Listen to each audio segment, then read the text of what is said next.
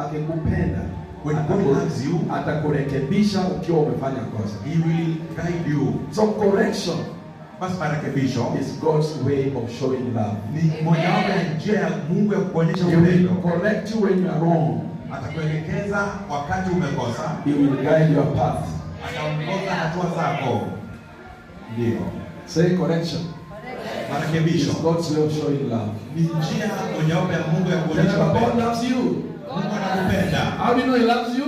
Unajua ni Mungu anakupenda? How do you know God loves you? Je, unajua ni Mungu anakupenda? Atakurekebisha. But correction is not sweet.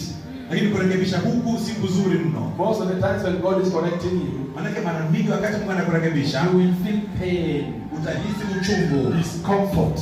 utahisi And remember, children of men, as correction is love. kumbuka kurekebisha ni upendo. Correction is God's love.